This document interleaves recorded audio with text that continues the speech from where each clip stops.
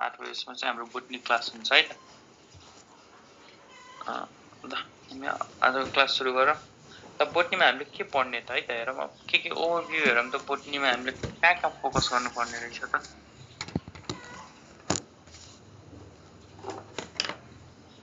है त बोटनीमा हामीले के पढ्नु पर्ने रहेछ त हेर। अब हेर हाम्रो मेन भयो हाम्रो सेल बायोलोजी पढ्नु पर्छ। एउटा सेल बायोलोजीमा सेल र सेल डिभिजनहरुको बारेमा पढ्नु पर्यो है। त्यसपछि हाम्रो अर्को टपिक आउँछ बायोमोलिक्युल्स।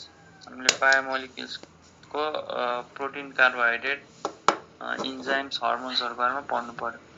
त्यसपछि अब हामीले यो भाइरसदेखि लिएर हामी भाइरसदेखि लिएर जिम्नोस्पर्म एन्जियोस्पर्मसम्म त्यसलाई हामी के भन्छ बायोडाइभर्सिटी भन्छ। त्यसलाई यो बायोडाइभर्सिटी एकदम यो टपिक भनेको बायोडाइभर्सिटी भनेको भाइरस टु एन्जियोस्पर्म है त। हामीले यहाँसम्म पढ्नु पर्यो र यो टपिकमा चाहिँ कन्टेन्ट धेरै छ तर एक्जाममा क्वेशन्स लिमिटेड सोध्छ के। क्वेशन्सहरु चाहिँ हामीसँग लिमिटेड क्वेशन्सहरु हुन्छ। हामीले यो पनि पढ्छौँ है त। यो पनि अब बिस्तारै पढ्दै जाम्ला। तर योमा चाहिँ घोक्ने टपिक यो धेरै हो है त। यो चाहिँ अब हामीले चाहिँ अब सम्झिने पर्छ यो टपिक। अब यहाँ एक्जाम्पलहरु घोक्नु पर्यो। अब यसमा हरेक अलमोस्ट एभ्रिथिङ केही कुरा बुझ्ने कुराहरु पनि छ तर म्याक्सिमम कुराहरु घोक्ने भयो यहाँ। त्यसपछि हाम्रो आउँछ मर्फोलोजी हेर। मर्फोलोजीमा रुट स्टिमहरुको बारेमा पढ्नु पर्यो। त्यसमा पनि क्वेशन्स लिमिटेड छ है त। यसमा कुरा चाहिँ धेरै छ तर एक्जाममा सोध्ने क्वेशन्स लिमिटेड क्वेशन्स छ हामीसँग। ल त्यसपछि हाम्रो आउँछ के रे फ्यामिलीहरु 4-5 वटा फ्यामिलीको बारेमा हामीले के कुराहरु पढ्नु पर्यो। यसमा पनि क्वेशन लिमिटेड क्वेशन छ। एक्जाममा त्यहीबाट सोध्छ। हामी जे कुरा पढ्छौं नि त्यहीबाट सोध्छ। अब यसमा क्वेशन्स चाहिँ लिमिटेड छ भनौं। त्यसपछि हाम्रो आउँछ क्लास 12 है। यति त हामीले क्लास 12 मा क्लास 11 मा पढ्यौ। अब क्लास 12 गएपछि हामीले के पढाइ थियौ त। क्लास 12 मा हामीले फर्स्टमा गएपछि प्लान्ट एनाटोमी पढ्यो होला है त। प्लान्ट एनाटोमी त्यसपछि प्लान्टको फिजियोलोजी त्यसपछि हामीले अर्को पढ्यौ हेर त क्लास 11 मा हामीले इकोलोजी पनि पढाएको थियो है। इकोलोजी यहाँबाट पनि क्वेशन सोध्छ है त। इकोलोजीबाट पनि एकदमै धेरै क्वेशन सोध्छ। यसलाई पनि हामीले फोकस गर्नु पर्यो। इकोलोजीलाई हामीले स्किप गर्नु हुँदैन। एकदम इम्पोर्टेन्ट टपिक हो। एक्जाम पोइन्ट अफ भ्यूले एकदम इम्पोर्टेन्ट टपिक हो यो। ल हेर त प्लान्ट एनाटोमी प्लान्ट फिजियोलोजी। त्यसपछि हामीले के पढ्यौ डेभलपमेन्ट अफ फ्लावरिङ प्लान्ट है त। हामीले फ्लावरिङ प्लान्टको डेभलपमेन्ट एन्ड्रोसियम गाइनोसियमहरुको बारेमा पढ्दै गयौ। त्यसपछि हाम्रो अर्को टपिक क्लास 12 मा हामीले सधैं मेजर पोर्सन क्यारी गर्ने जेनेटिक्स पनि पढ्यौ। यो पनि पढ्नु पर्यो र फाइनली एउटा सानो टपिक छ है र यो बुझ्नुपर्ने टपिक छ एप्लिकेसन अफ बायोलोजी। यो बायोलोजीको हाम्रो लाइफमा कहाँ एप्लाई हुन्छ त है। टिस्यु कल्चरमा हो कि बायोटेक्निकल इन्जिनियरिङमा हो कि है त। अनि यहाँ अब धेरै कुराहरु छ। यसको बारेमा यति टपिकहरु हामीले बोटनीमा पढ्नु पर्यो। यति हामीले माइन्ड सेटअप गर्नुपर्छ है त। ल अब यो टपिक मध्ये सबलाई गाह्रो लाग्ने टपिक कुन होला भन त। धेरैलाई गाह्रो लाग्ने टपिक हो प्लान्ट फिजियोलोजी है त। अब यहाँ फोटोसिन्थेसिस यहाँ साइकलहरु धेरै छ तर हामी है त र हामीले प्लस 2 मा के गर्थ्यौ यो प्लान्ट फिजियोलोजी छोड्थ्यौ र एकैचोटी एनाटोमीको क्वेशन्स गर्न जान्थ्यौ है त। धेरैले यस्तै गरेको थियो तर आज हामी सुरु गर्छौं नि प्लान्ट फिजियोलोजीबाट है त। जुन हामीलाई सबभन्दा गाह्रो टपिक हो त्यसलाई सजिलो बनाउँछौं अब हामीले है त। आज हामीले के पढ्ने त प्लान्ट फिजियोलोजी पढ्छौं।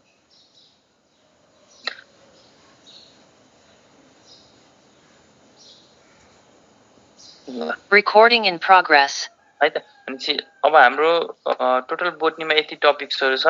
हाम्रो क्लास अब रेगुलरली 6:30 टु 8:30 8 बजेसम्म 8 बजेसम्म हाम्रो बोटनी क्लास हुन्छ र अब यति टपिक्सहरु हामी पढ्छौं है त। र आज हामी सुरु गर्छौं प्लान्ट फिजियोलोजी।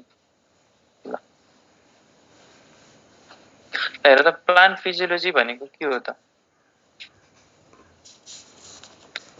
र फिजियो र लोगोस भनेको स्टडी हो, फिजियो भनेको हाम्रो बडी भित्र जति फिजियोलोजिकल प्रोसेस, जति फङ्सनल प्रोसेस जस्तै डाइजेसन, एक्सक्रिसन है, रेस्पिरेसन, जुन यो प्रोसेसहरू भइरहेछ हाम्रो बडी होस् या प्लान्टको बडी। अहिले त हामीले प्लान्टको बारेमा पढिरह भनेपछि प्लान्टको भित्र जे भइरहेछ केही फङ्सनल प्रोसेसहरू है त के भइरहेछ त, जस्तै फोटोसिन्थेसिस भइरहेछ होला, रेस्पिरेसन, ट्रान्सपिरेसन है त रेस्पिरेसन भइरहेछ होला, विभिन्न कुराहरू भइरहेछ, त्यसको बारेमा हामीले यो टपिकमा पढ्छौँ। ल यसो सरसर्ती हेरौँ त के भइरहेछ त प्लान्टको बडीमा, के प्रोसेसहरू भइरहेछ ल हेरौँ। यो लिफ भयो है त, यो लिफ भयो, यो तलको हाम्रो रुट भयो र यो बिचको स्टिम भयो है त। अब यहाँ के भइरहेछ त ल हेरौँ। एउटा त अब प्लान्टले हामीलाई के थाहा छ, प्लान्ट अटोट्रफ्स हो। अटोट्रफ्स भनेपछि प्लान्टले आफै खाना बनाउँछ है त, हामीले बनाउँदैनौँ खाना, प्लान्टले बनाउँछ। भनेपछि त खाना बनाइरहेछ भनेपछि त हामीले के बुझ्नु पर्यो त, प्लान्टले खाना बनाइरहेछ भने चाहिँ ग्लुकोज बनाइरहेछ। प्लान्टको खाना भनेकै ग्लुकोज हो र यो ग्लुकोज बनाउने प्रोसेसलाई हामी के भन्छौँ त, फोटोसिन्थेसिस। भनेपछि प्लान्टभित्र के फिजियोलोजिकल प्रोसेस भइरहेछ त, एउटा फोटोसिन्थेसिस भइरहेछ। अर्को हेर त हामीले खाना खाएर त मात्र हुँदैन, त्यो खाएको खानाबाट त हामीले इनर्जी पनि निकाल्नु पर्यो नि त। हामीले जुन खाना खान्छौँ त्यहाँबाट त इनर्जी पनि निकाल्नु पर्यो। यतिकै खायो र निकाल्यो त्यति मात्र त होइन नि त हाम्रो काम, या प्लान्टको काम पनि त्यति मात्र होइन। खाना बनायो र त्यसलाई निकाल्ने काम मात्र त होइन, त्यो खानाबाट त्यो ग्लुकोजलाई हामी ब्रेकडाउन गर्छौँ अक्सिजनको प्रेजेन्समा र त्यहाँबाट हामीले के निकाल्छौँ, एटिपी, हामी इनर्जी निकाल्छौँ है त, इनर्जी निकाल्छौँ। एटिपी भनेकै इनर्जीको एउटा फर्म हो है त। यो खानालाई तोडेर जुन इनर्जी निकाल्ने प्रोसेस छ त्यसलाई हामीले के भन्छौँ, रेस्पिरेसन भन्छौँ। त्यसलाई हामीले के भन्छौँ, रेस्पिरेसन। भनेपछि वाट इज रेस्पिरेसन, हामीले खानालाई तोडेर ग्लुकोजलाई ब्रेकडाउन गरेर त्यहाँबाट इनर्जी निकाल्ने प्रोसेसलाई हामीले रेस्पिरेसन भन्छौँ। अर्को के प्रोसेस भइरहेछ होला हेर त, हामीले घरमा के गर्छौँ भन त, हामीले घरमा कुनै ट्याङ्की छ भने त्यो ट्याङ्कीको पानी माथि हामीले पुर्याउनु छ भने तलको पानी, धारामा आएको पानीलाई हामीलाई माथिल्लो तल्लोमा ट्याङ्कीमा स्टोर गर्नु छ भने चाहिँ हामीले तल मोटर फिट गर्छौँ र यो मोटरले चाहिँ पानी माथि तानेर लग्छ। ल हेर त, प्लान्टले पनि यो सोइलमा भएको जुन यो माटोमा भएको पानी छ, यो पानीलाई प्लान्टले माथि लगिरहेको हुन्छ, हरेक आफ्नो पुरै टपसम्म पुर्याइरहेको हुन्छ। ल यहाँ माइक अफ गर, माइक अफ गर है त। भनेपछि माइक अफ गर है त। भनेपछि हेर त, प्लान्टले के गरिरहेछ त, यो तलको पानी, यो सोइलको पानीलाई, माटोको पानीलाई माथिसम्म पुर्याइदिरहेछ कि, प्लान्टले माथिसम्म लगिदिरहेछ। भनेपछि त यो माटोको पानीलाई माथि पुर्याइरहेछ भनेपछि त हेर त, यो सबै अगेन्स्ट द ग्राभिटी गयो नि त। पानी त अगेन्स्ट द ग्राभिटी माथि गइरहेछ। भनेपछि यहाँ तल केही न केही मोटर छ कि जस्तो पनि हुन्छ नि त। यहाँ अब प्लान्टभित्र पनि मोटर, प्लान्टकै भित्र मोटर छ अरे, उसले पानीलाई माथि पुर्याइरहेछ जस्तो हामीलाई लाग्छ, तर त्यस्तो हुँदैन है त। भनेपछि त्यो मोटर नै त हुँदैन, तर प्लान्टमा अब स्पेसल मेकानिजमहरू हुन्छ जसले पानीलाई अगेन्स्ट द ग्राभिटी चाहिँ यो सोइलबाट, माटोबाट पुरै टुप्पोसम्म पुर्याउँछ, जुन प्रोसेसलाई हामी के भन्छौँ, एसेन्ट अफ स्याप भन्छौँ है त। एसेन्ट भनेको माथि लाग्नु है, डिसेन्ट भनेको तल, एसेन्ट भनेको माथि, र स्याप भनेको फ्लुइडहरूलाई हामीले स्याप भन्छौँ। भनेपछि हामीले एसेन्ट अफ स्यापको बारेमा पनि पढ्नुपर्छ। भनेपछि यो पनि फिजियोलोजिकल प्रोसेस हो। हेर त, पानीले आफूभित्र भएको एक्सेस अफ वाटर, एक्सेस एकदमै धेरै पानी छ भने त्यो पानीलाई चाहिँ लस गरिदिन्छ क्या, फ्रम द एरियल पार्ट्स है त। त्यो पानीलाई लस गर्छ के को फर्ममा, भेपरको फर्ममा। भनेपछि प्लान्टले भेपरको फर्ममा वाटरहरू लस गरिरहेको हुन्छ। कुन बेला, डेलाइटमा है त, डेलाइटमा लस गरेर हुन्छ, जुन प्रोसेसलाई हामी के भन्छौँ, ट्रान्सपिरेसन भन्छौँ। वाट इज ट्रान्सपिरेसन, प्लान्टले तलबाट एब्जर्ब गरेको वाटरमा 99% वाटर त उसले वाटर भेपरको फर्ममा लस नै गरिदिन्छ क्या, ट्रान्सपायर नै गरिदिन्छ। यो ट्रान्सपिरेसन के हो त, यसको बारेमा पनि पढ्नु पर्यो। अनि यस्ता विभिन्न प्रोसेसहरू छ, यस्ता विभिन्न फिजियोलोजिकल प्रोसेसहरू छ जसको बारेमा हामीले अब यो प्लान्ट फिजियोलोजीमा पढ्दै जान्छौँ। र अब आज त्यो प्रोसेसमा चाहिँ आज हामी सुरु गरौँ एउटा इम्पोर्टेन्ट प्रोसेस जसलाई हामी भन्छौँ फोटोसिन्थेसिस। हेर्दा के हो यो फोटोसिन्थेसिस भने? हेर, फोटो भनेको लाइट हो, हामीले सबैलाई थाहा छ होला, फोटोन्स भनेको लाइट हो र सिन्थेसिस भनेको प्रोडक्सन हो है त, प्रोडक्सन। केही कुराको सिन्थेसिस गर्नु भनेको केही कुराको प्रोडक्सन गर्नु हो। र लाइटको प्रेजेन्समा है त, हेर त, लाइटको प्रेजेन्समा खानाको प्रोडक्सन गर्ने प्रोसेसलाई के को प्रोडक्सन? खानाको है त। लाइटको प्रेजेन्समा खाना बनाउने प्रोसेसलाई हामीले फोटोसिन्थेसिस भन्छौँ र यो कसले गर्छ त? यो प्रोसेस प्लान्ट्सहरूले गर्छ है त। एनिमलले गर्दैन, प्लान्टले गर्छ। लाइटको प्रेजेन्समा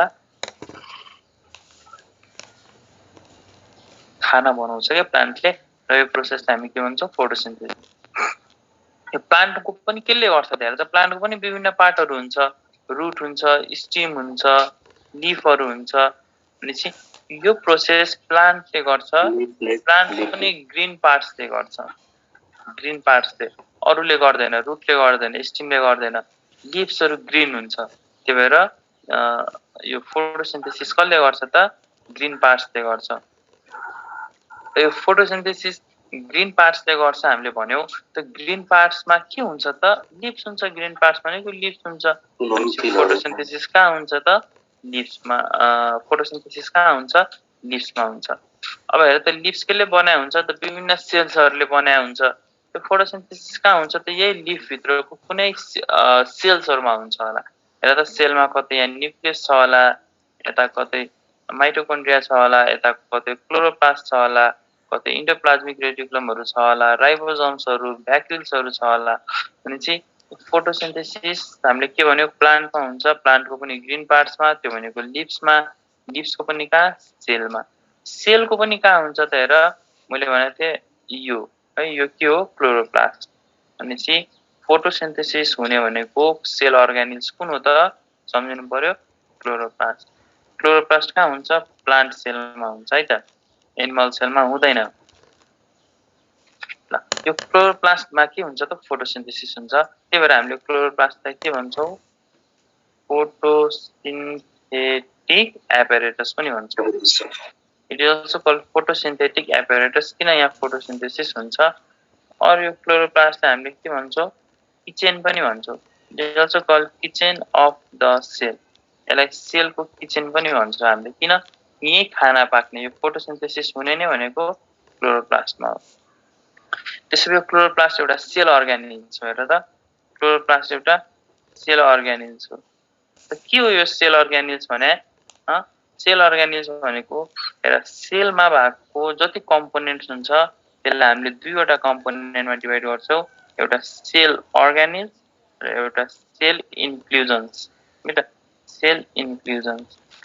सेल अर्गानिल्स भनेको सेलभित्र भएको जति लिभिङ कम्पोनेन्टहरू छ त्यसलाई सेल अर्गानिल्स भन्छौँ, र जति नन लिभिङ कम्पोनेन्ट्सहरू छ त्यसलाई चाहिँ हामीले सेल इन्क्लुजन्स भन्छौँ है त। यो दुईटा कुरा सम्झिनु पर्यो, लिभिङ र नन लिभिङ। त्यो क्लोरोप्लास्ट लिभिङ कम्पोनेन्ट हो, त्यही भएर यसलाई हामी it is one of the cell organelles भन्छौँ।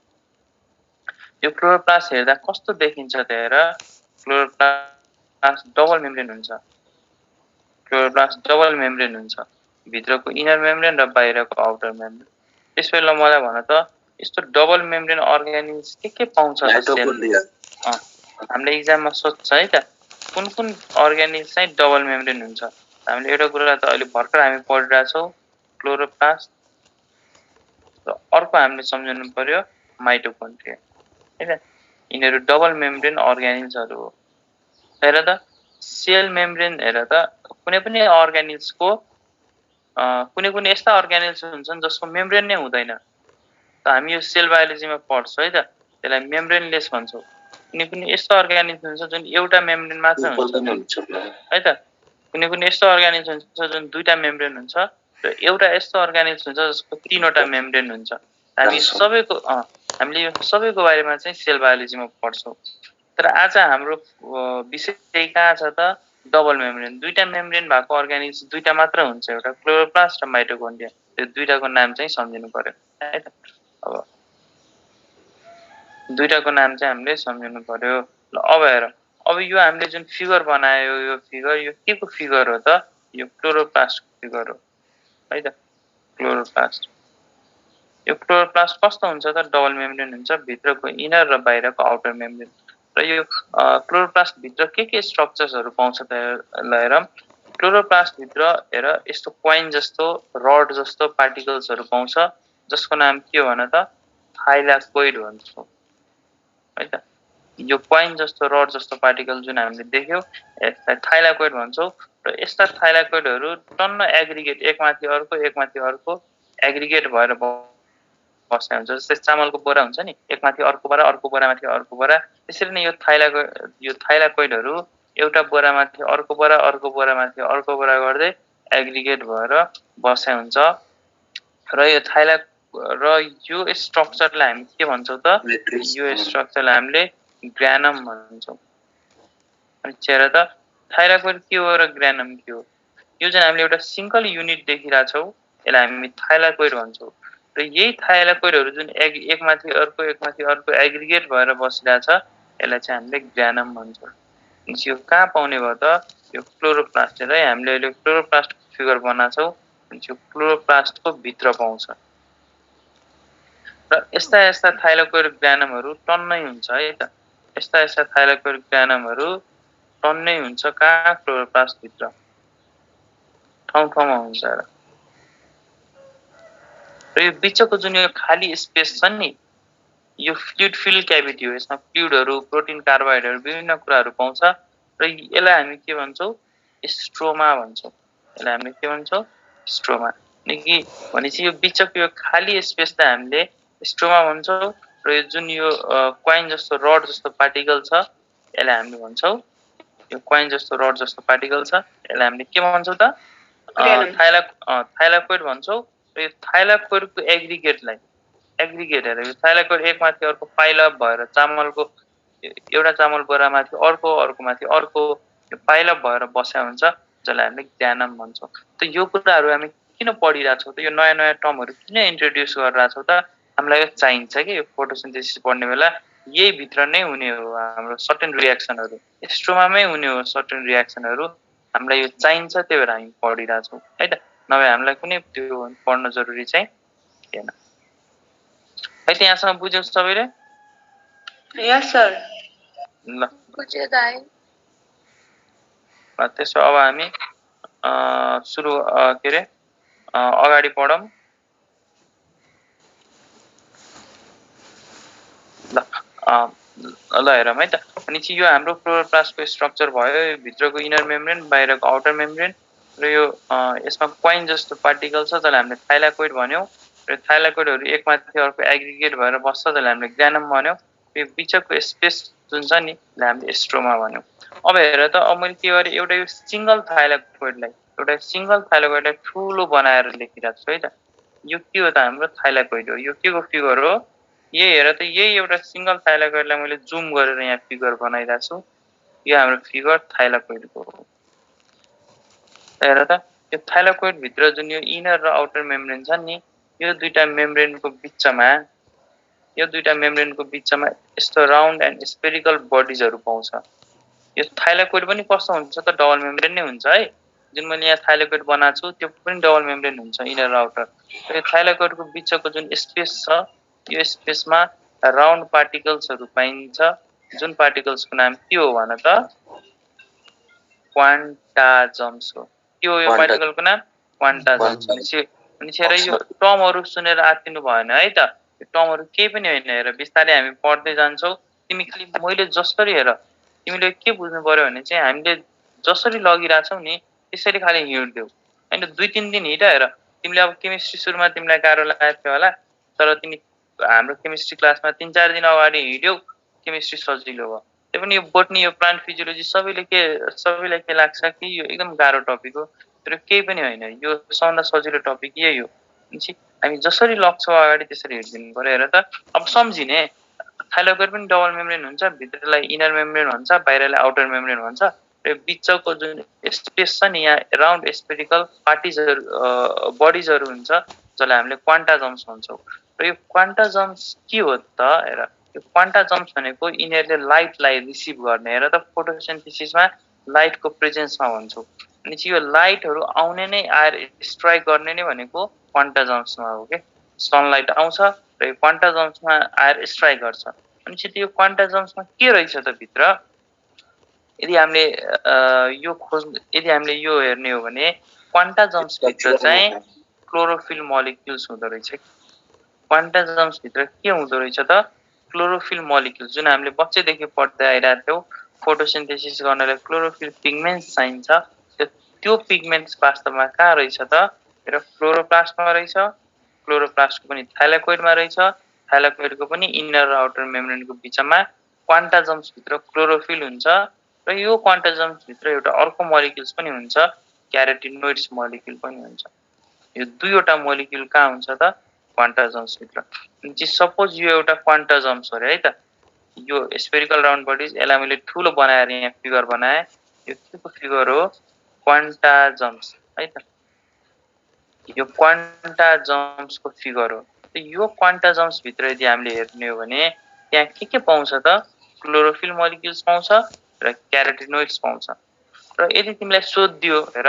यो क्लोरोफिल मोलिक्युल्स कतिवटा पाइन्छ हेर तिमीले भन्नुपर्छ 200 अब यो नसोध्ला है त तैपनि अब यस्तो सम्झिराख्ने 230 मोलिक्युल्स क्लोरोफिल र बाँकी 50 वटा मोलिक्युल्स क्यारोटिनोइड्स पाउँछ भनेपछि तिमीलाई एक्जाममा सोधेला भन quanta jumps is rich in वनमा the most abundant molecule found inside quanta jumps is chlorophyll बीमा क्यारोटिनोइड्स केमा टिक लाउँछौ त क्लोरोफिलमा है किनभने यहाँ 230 वटा मोलिक्युल्स क्लोरोफिल रहेछ क्वान्टा जम्प्स भित्र र 50 वटा मोलिक्युल्स क्यारोटिनोइड्स रहेछ त्यसो भए हेर त के हो यो क्लोरोफिल के हो यो क्यारोटिनोइड्स यसको बारेमा त बुझ्नु पर्यो ठिक छ हामी यहाँसम्म बुझ्यौ अब यो क्लोरोफिल के हो क्यारोटिनोइड्स के हो यसको बारेमा बुझ्छौँ त्योभन्दा अगाडि यहाँसम्म बुझ्यौ त सबैले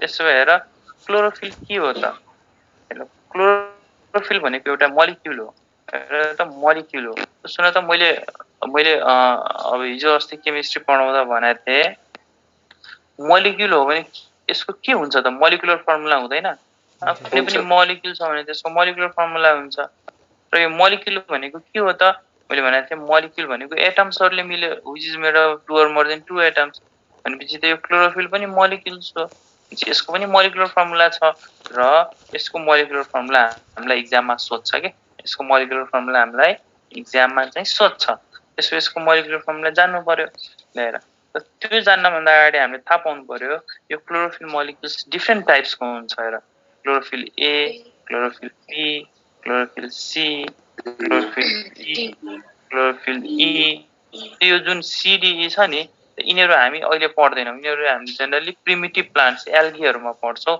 एल्गी पढाउने बेला म यसको चर्चा गर्छु तर क्लोरोफिल ए र बी छ यो भनेको हायर प्लान्ट्सहरूमा पर्छ कि एन्जियोस्पर्म जिम्नोस्पर्महरूमा पाउँछ हायर प्लान्ट्सहरूमा पाउँछ भनेपछि हामीले ए र बी को बारेमा थाहा पाउनु पर्यो भनेपछि त अहिले त हामीले फोटोसिन्थेसिस ठिक छ हामीले अरूको पनि हुन त पढिरह हो तर हाम्रो दिमागमा त हायर प्लान्ट्स आउँछ नि त एन्जियोस्पर्महरूको बारेमा आउँछ नि त हेर क्लोरोफिल भनेपछि यो 5 वटा टाइप भन्दै यो दुईटा टाइपको बारेमा हामीले थाहा पाउनु पर्यो एउटा क्लोरोफिल ए र अर्को क्लोरोफिल बी हेर क्लोरोफिल ए को मोलिकुलर फर्मुला के हो र बी को मोलिकुलर फर्मुला के हो हामीलाई एक्जाममा सोध्छ हेर क्लोरोफिलमा कुन कुन एटम्सले बनाए हुन्छ त सम्झिनु पर्यो क्लोरोफिल CHON चोनले बनाए हुन्छ र एउटा म्याग्नेसियम एटम है त यति एटमले बनाए हुन्छ क्लोरोफिल बी पनि CHON चोन र म्याग्नेसियम यति एटमले क्लोरोफिल बी पनि बनाए हुन्छ तर हामीलाई के सोध्छ भने यसको मोलिकुलर फर्मुला कतिवटा कार्बन कतिवटा हाइड्रोजन कतिवटा अक्सिजन यस्तो कुराहरू एक्जाममा सोध्छ हामीले के थाहा पाउनु पर्यो क्लोरोफिल ए मा हेर त क्लोरोफिल ए मा कतिवटा कार्बन हुन्छ त क्लोरोफिल त्यो कार्बन भन्दा पनि क्लोरोफिल ए मा हेर त एउटा कुन ग्रुप एट्याच हुन्छ त मिथाइल ग्रुप एट्याच हुन्छ क्लोरोफिल बी मा चाहिँ अल्डिहाइड ग्रुप एट्याच हुन्छ र यो भनेको के हो हेर त क्लोरोफिल ए र बी को स्ट्रक्चर सेम हुन्छ र के हुन्छ खासमा सेन्टरमा म्याग्नेसियम हुन्छ यसको वरिपरि नाइट्रोजन हुन्छ है त र नाइट्रोजनसँग एउटा 4 कार्बनको एउटा रिङ हुन्छ। यो नाइट्रोजनसँग पनि 4 कार्बनको एउटा रिङ हुन्छ। सबै नाइट्रोजनसँग 4 कार्बनको एउटा रिङ हुन्छ, जुन रिङलाई हामी चाहिँदैन है त खासै। पाइरोल रिङ भन्छौँ, पाइरोल रिङ है त। र एउटा यो कार्बनसँग चाहिँ लामो कार्बनको पुच्छर जस्तो एउटा कार्बनको चेन जोडाएको हुन्छ। र यही हाम्रो क्लोरोफिलको स्ट्रक्चर हो। हेर त के हुन्छ, सेन्टरमा म्याग्नेसियम मेटल हुन्छ, त्यसको वरिपरि 4 वटा नाइट्रोजन हुन्छ। नाइट्रोजनसँग 4 कार्बनको एउटा रिङ हुन्छ हरेक नाइट्रोजनसँग, र एउटासँग लामो कार्बनको पुच्छर जोडिएको हुन्छ।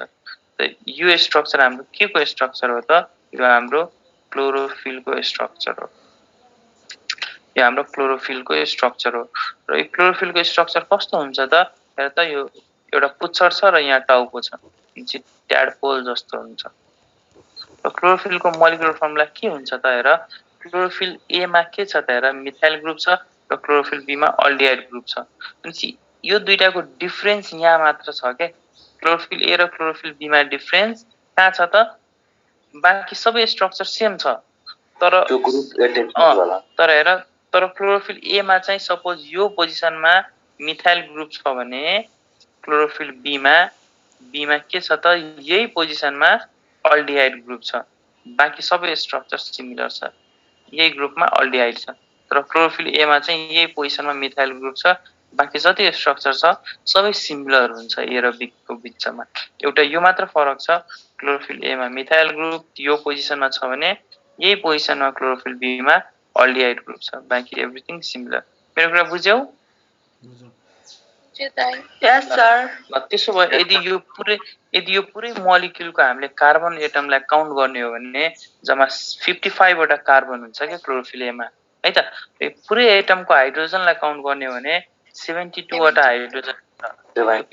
यो पुरैको अक्सिजनलाई काउन्ट गर्ने हो भने 5 वटा अक्सिजन हुन्छ। र यो पुरैको नाइट्रोजनलाई हेर त, नाइट्रोजन त फिक्स है, यो त यसको लागि त के काउन्टै गर्नु परेन, 4 वटा नाइट्रोजन छ। हेर त म्याग्नेसियम पनि एउटा सेन्टरमा छ, यो पनि काउन्ट गर्नु परेन, एउटा म्याग्नेसियम हुन्छ। मैले कसरी सम्झाएको थिएँ? 55 72 54 भनेर सम्झाएको थिएँ कि मैले। 55 72 54 55 72 54 भनेर यसरी मैले सम्झाएको थिएँ। हेर, भनेपछि यो हाम्रो क्लोरोफिल ए को मोलिकुलर फर्मुला भयो। त्यसो मलाई भनिदेऊ त, मैले के भनेको थिएँ? क्लोरोफिल ए र क्लोरोफिल बी दुईटैको स्ट्रक्चर के हुन्छ त? दुईटैको स्ट्रक्चर सिमिलर हुन्छ। फरक कहाँ छ त? एउटा यो पोजिसनमा मात्र फरक छ। त्यसो भए मलाई भन त, यसमा यदि 55 वटा कार्बन छ भने यसमा कार्बन नम्बरमा केही चेन्ज आउँछ र? आउँदैन है, किनभने दुईटैको सिमिलर छ। हेर त, यो मिथाइल ग्रुपमा पनि एउटा कार्बन छ, अल्डिहाइडमा पनि एउटै कार्बन छ। अनि यहाँ टोटल 55 हो भने त्यहाँ पनि 55 नै होला नि, हैन र? बुझ्यौ मेरो कुरा? बुझ्यौ? हेर त, यहाँ 3 वटा हाइड्रोजन छ मिथाइल ग्रुपमा र अल्डिहाइड ग्रुपमा एउटा हाइड्रोजन छ। यो भन्दा यता 2 वटा कम छ नि त हाइड्रोजन। भनेपछि यहाँ 3 वटा छ मिथाइलमा, अल्डिहाइडमा एउटा छ। भनेपछि यो क्लोरोफिल ए भन्दा त क्लोरोफिल बी मा 2 वटा हाइड्रोजन कम छैन यो ग्रुपमा। भनेपछि त ओभरअल त स्ट्रक्चर सिमिलर छ। भनेपछि यिनीहरू डिफरेन्स कहाँ छ त? डिफरेन्स यो मिथाइल र अल्डिहाइड यो दुईटा पोजिसनमा मात्र डिफरेन्स छ। भनेपछि त हाइड्रोजन पनि त यो भन्दा टोटल 2 वटा मात्र कम हुन्छ होला नि त यहाँ, किनभने बाँकी त सिमिलर नै छ नि। भनेपछि हाइड्रोजन यहाँ कतिवटा हुन्छ? 70। अब अक्सिजन हेर त, यहाँ मिथाइलमा एउटा पनि अक्सिजन छैन, तर अल्डिहाइडमा एउटा अक्सिजन छ। भनेपछि तै पनि क्लोरोफिल ए मा टोटल 5 वटा अक्सिजन छ। भनेपछि त्यसमा 6 वटा हुन्छ होला नि, है त? 6 वटा अक्सिजन हुन्छ होला नि। र अब नाइट्रोजन त उही 4 वटा हुन्छ, म्याग्नेसियम पनि उही भयो। यसरी हामीले क्लोरोफिल ए र क्लोरोफिल बी को मोलिकुलर फर्मुला थाहा पाउनु पर्यो, किनभने हामीलाई यो एक्जाममा चाहिँ सोध्छ। मेरो कुरा बुझ्यौ? त्यसो अर्को कुरा मैले के भनेको थिएँ हेर त, क्वान्टा जम्प्स भित्र हेर, फेरि मैले रिपिट गरेँ। क्वान्टा जम्प्स भनेको थाइलाकोइडको इनर र आउटर मेम्ब्रेन बिचमा स्पेरिकल बडिजहरू हो। र यो क्वान्टा जम्प्स भित्र दुईवटा टाइप्स अफ मोलिक्युल्स पाइन्छ। एउटा क्लोरोफिल मोलिक्युल्स पाइन्छ र अर्को क्यारोटिनोइड्स मोलिक्युल पाइन्छ। र यो क्लोरोफिल भनेको कस्तो मोलिक्युल हो रे? फोटोसिन्थेटिक मोलिक्युल। यसले फोटोसिन्थेसिसमा हेल्प गर्छ। भनेपछि फोटोसिन्थेटिक मोलिक्युल हो र क्यारोटिनोइड्स भनेको अब हामी क्यारोटिनोइड्सको बारेमा पढौँ है त क्यारोटिनोइड्स भनेको कस्तो मोलिक्युल हो त